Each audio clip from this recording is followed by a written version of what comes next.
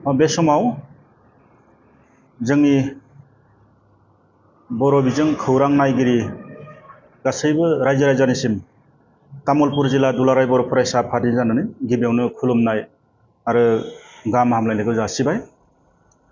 दिनै जोङो तामुलपुर जिल्ला दुलाराय बर' फरायसा आफादा मोनसे गोनांथार खौरांगिरि मेल खुंनायनि जाहोना बेनोदि मैया खौरां बिजोङाव मोनसे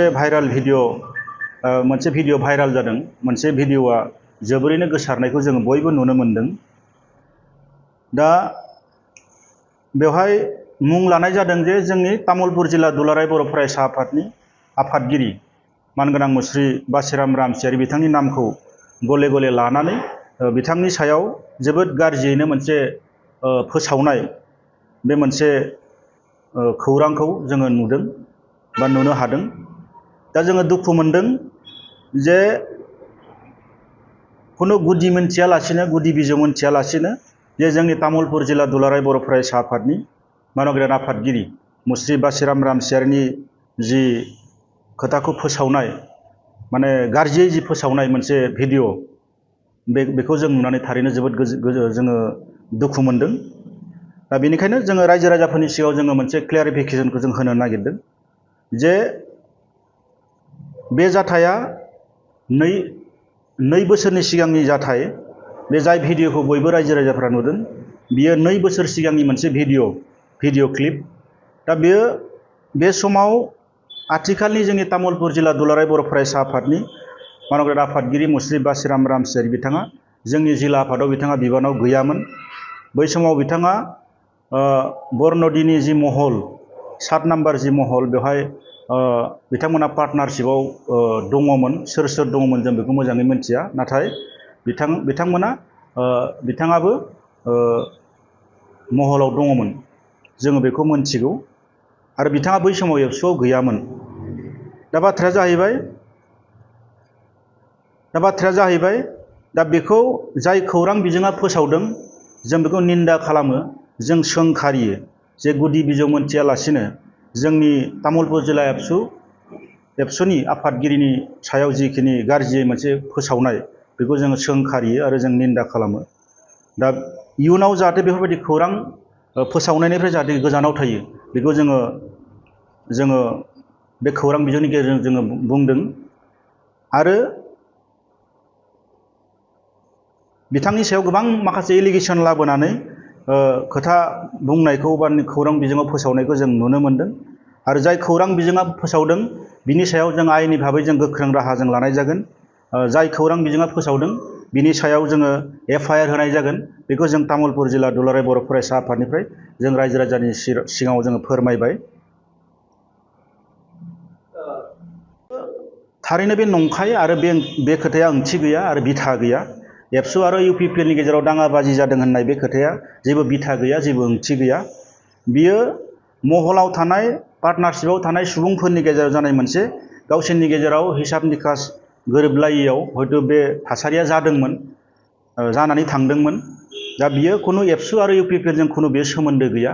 बियो एबसुजोंबो बे सोमोन्दो गैयामोन। बियो बिथांमोननि बिजनेसनि मेटारमोन। बेहाय गावसोरनि हिसाब निकास गोरोबलायियाव हयथ' एसे बेफोरबायदि मोनसे खोथा गोरा बुंलायनाय हयथ' जादोंमोन, बेबायदि होननानै जोङो सानो। आरो आथिखालाव जिहेथु बासिराम रामसियारि बिथाङा तामुलपुर जिल्ला एबसुनि आफादगिरि, बिथाङा बै समाव एबसुआव बिबानाव गैथ'वामोनब्लाबो बिथाङा एबसुजों मोनसे मोजां सोमोन्दो दङमोन।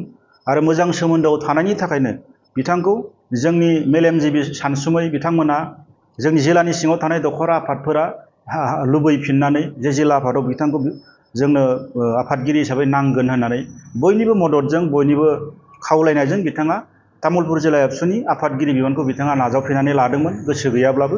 दा बिथांनि सायाव जिखिनि गाज्रियै फोसावथिंनाय, दा बेनिखायनो जों सयज' खालामनो हायाखै। जाहाथे इयुन समाव बेफोरबायदि जोंनि तामुलपुर जिल्ला एबसुनि बा दुलाराय बर' फरायसा आफादनि सायाव जेबो गुदि बिजौ मोनथियालासिनो खौरां फोसावनायनिफ्राय जाहाथे जानगाराव थायो, बै खौरां बिजोंफोरखौ जोङो गोख्रोङै जोङो सोंखारिनायजों लोगोसे जोङो खावलायहरो। तामुलपुर जिल्ला दुलाराय बर' फरायसा आफादा जोंनि जिल्ला आफादनि आफादगिरि बिथांनि सायाव जिखिनि आरजाथावै खोथाफोर बुंनानै फोसावबाय दा बिनि सायाव जोङो आयेननि राहाजों थारैनो जों लागोन जों बिनि सायाव जों एफआइआर होनाय जागोन जोङो थाबैनो बिनि सायाव एक्सन लानांगौनि थाखाय जोङो प्रसासनखौ जोङो खावलायगोन आं बेखिनिखौनो बुंबाय राजनैतिक षड़यन्त्र दं होननानै जोङो सानो मानोना राजनैतिक षड़यन्त्र बेयाव ओंखायनो जोङो दङ होननानै सानदों मानोना राजनैतिक षड़यन्त्र गैयाबा दुलाराय बर' फरायसा आफाद बायदि इसिबां गोथार आफादखौ इसिबां गोरलैयैनो बेबायदि गाज्रियै फोसावदिङा बेखौ जोंहा फोथायनाय दङ जोंखौ दुलाराय बर' फरायसा आफादखौ रायजो राजाया सिगांबो फोथायबोदों दिनैबो फोथायो आरो इयुनावबो फोथायगोन दा बे हिसाबै जों नैबे समाव जोंनि जिल्ला आफादनि आफादगिरि बिथांनि सायाव जिबायदि गाज्रियै सोंखारिबाय गाज्रियै मुं सुबाय गाज्रियै फोसावबाय दा बियो जोंनि थाखाय मोजां नङा आरो बे राजखान्थि खैसार दं होननानै जोङो